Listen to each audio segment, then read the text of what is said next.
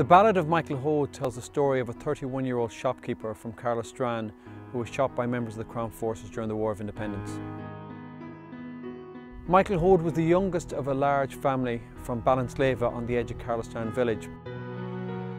His father, Pat Hoade, was a well-known farmer in the area who had the Castle Hackett Fair Green. When Michael's parents passed away, Michael's older brother inherited the farm, so Michael, who had a good head for figure, set up a shop and house on the edge of the village. There, Michael Hoade lived with his sister Sarah, who looked after the local post office.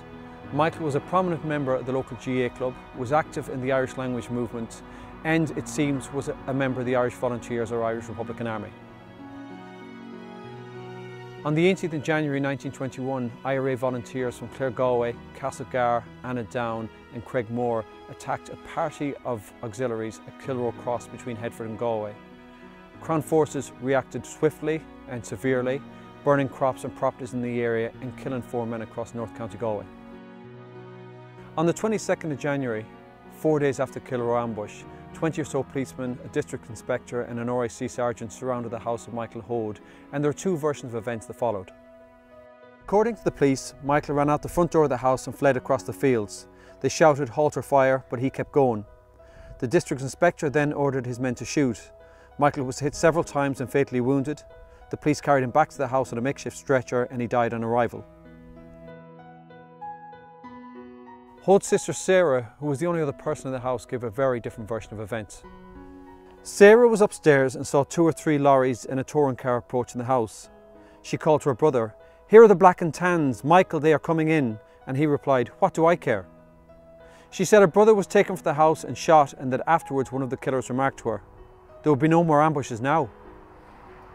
In the aftermath, there was a court of military inquiry into the killing, which was essentially the Crown Forces investigating themselves. Sarah Hoade wasn't invited to give evidence or to attend the inquiry. In their evidence, the police claimed that Michael Hoade was involved in the Gala ambush outside Tuam in July of 1920 and also in the Kilroe ambush. However, IRA records show that he wasn't at either event. The outcome of the military inquiry was that Michael Hoade was shot because he tried to escape from the police, and therefore the killing was justified. However, medical evidence shows that he'd been shot directly into the chest, an unlikely injury for someone running away.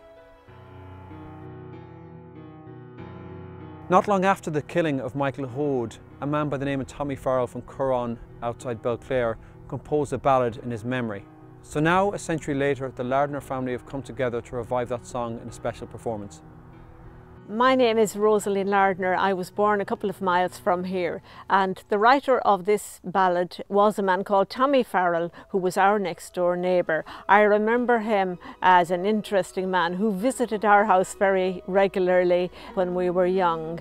He would have been in his early 20s when this atrocity took place in Ballinsleva, and this ballad was not really collected until my brother Pat in the mid-60s had a reel-to-reel tape recorder.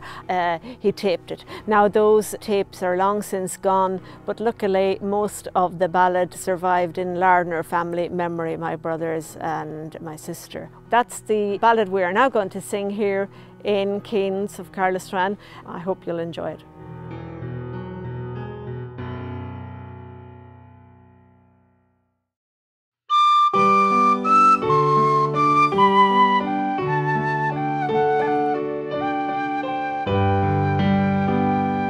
On the 22nd of January in 1921, a band of tans assembled in dear old Caherlistrane. They marched 4 deep along the road, intending to make a stop, when halt the cry re-echoed outside of Hoade's new shop. The officer assembling asked, "Is Michael Hoade within?" "He is," replied his sister. "What do you want with him?" Suspicion rests upon him as a rebel of renown, and now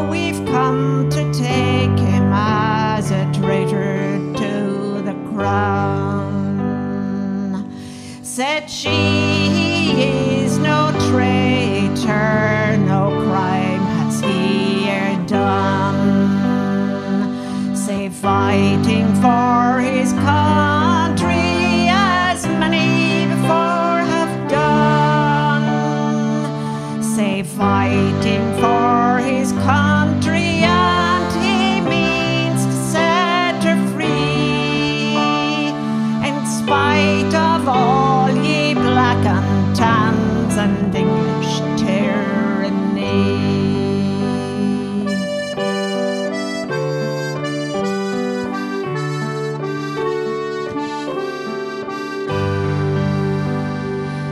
They marched him out into a field and ordered him to run, while those English devils then prepared their rifles and their guns.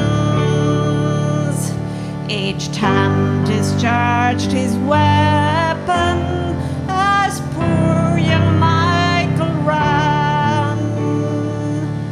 There he fell a martyr in dear old Caherlistrane.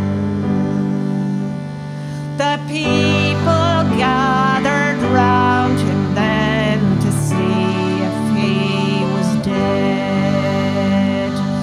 The only stretcher they could find was an old sheep dipping lid. They placed his body onto it ere his last breath he had drawn. This first young noble martyr of dear old Caherlistrane. The Reverend Father Healy, he motored from Kilmaine to bless the corpse of his nephew, whom those devils they had slain.